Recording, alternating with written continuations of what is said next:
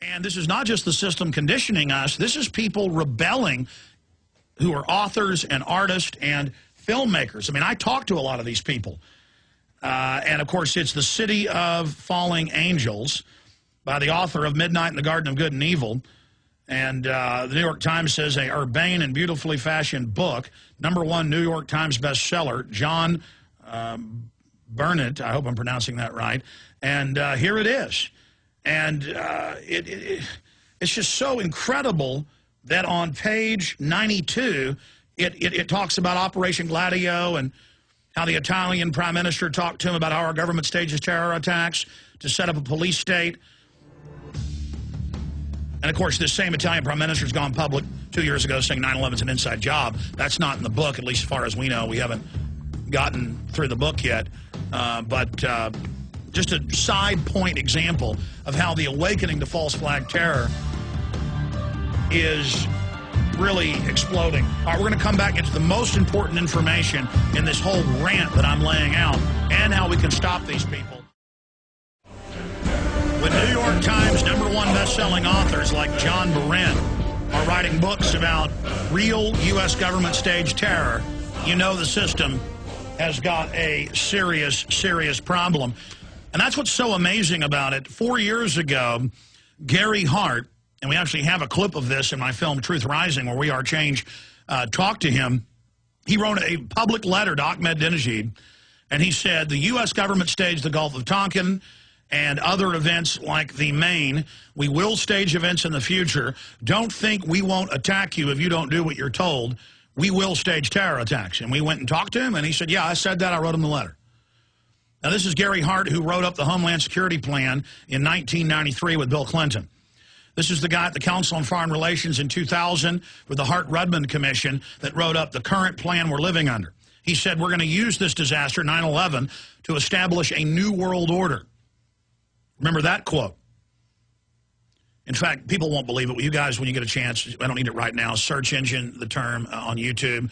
It'll be for my films, but it was on C-SPAN. It'll be Gary Hart says use 9/11 for new world order. And it's him sitting at a desk. We need to use this disaster for what the president's father called a new world order. That's an exact quote.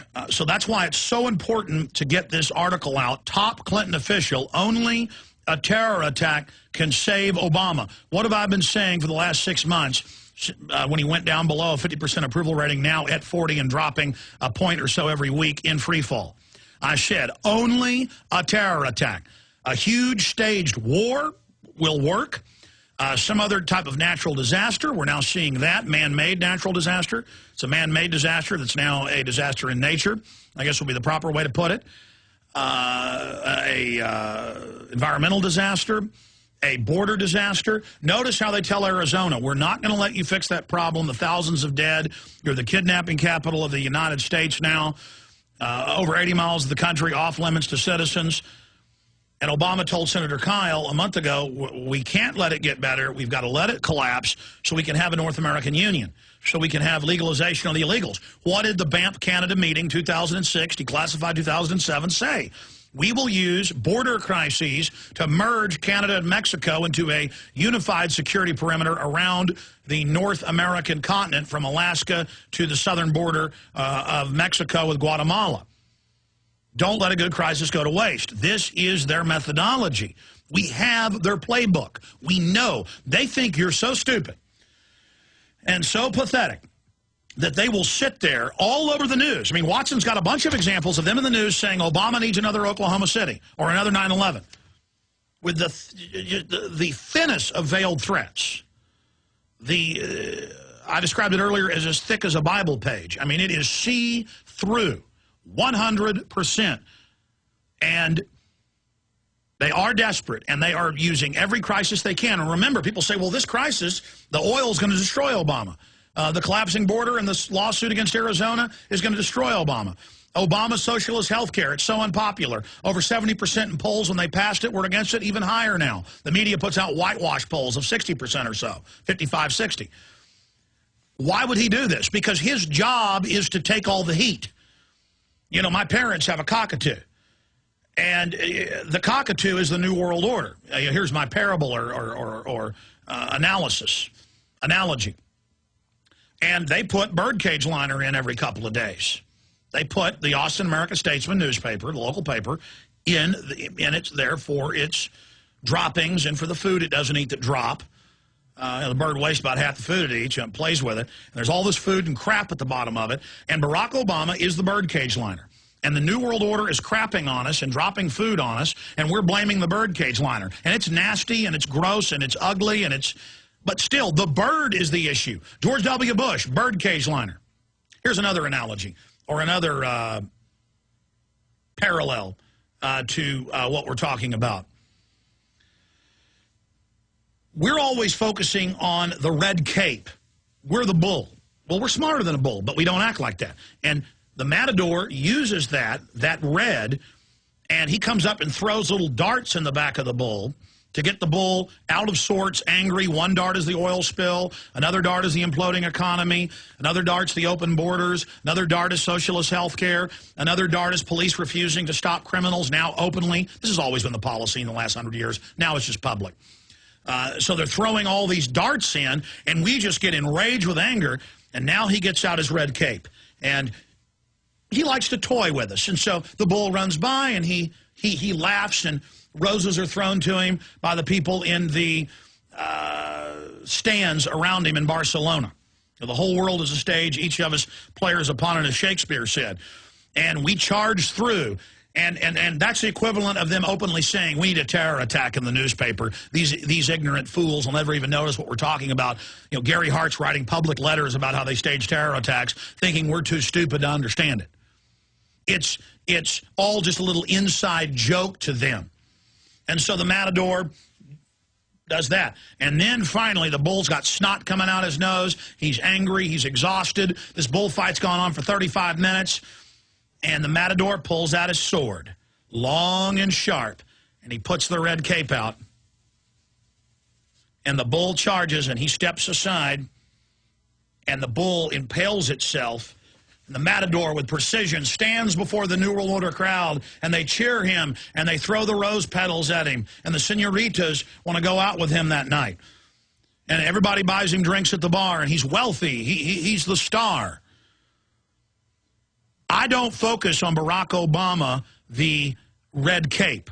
I don't focus on George W. Bush or Sarah Palin or Glenn Beck being set up for a fall, the birdcage liner. I focus on the bird. I focus on the matador. I focus on the head, the brain, the system, the control arm, the philosophy.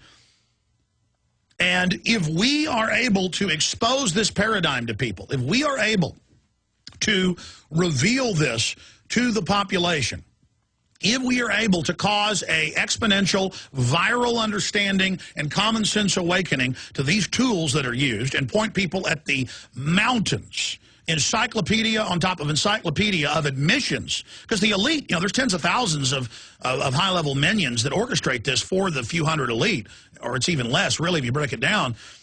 Rothkopf, the head of the Kissinger Group, in his best-selling book, called it the superclass, said there's 6,000 mega managers and less than 100 owners.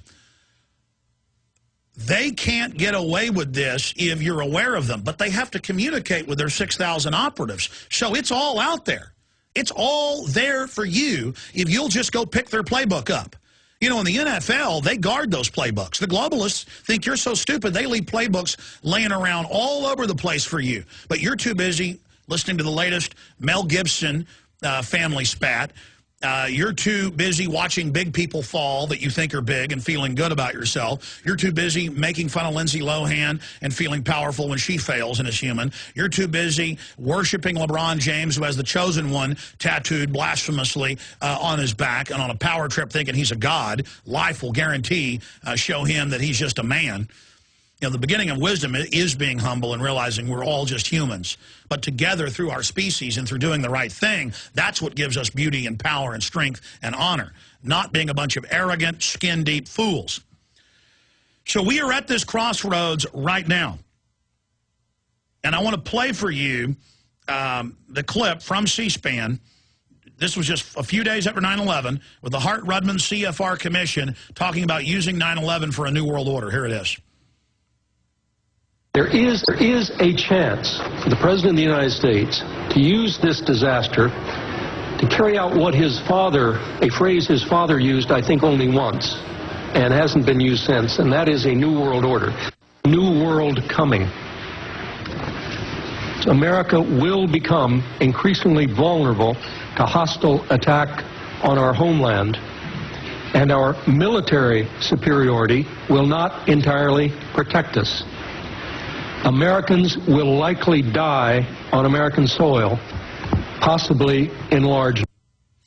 Yeah, that's a clip from Road to Tyranny, the worst res I've ever seen. Somebody put on YouTube. You can see it in high quality in my film, Road to Tyranny, on DVD, 3-hour film breaking down their operations from 2002. And you watch that film today, 8 years later, it's more pertinent today than when I made it because almost everything that we broke down has now come true.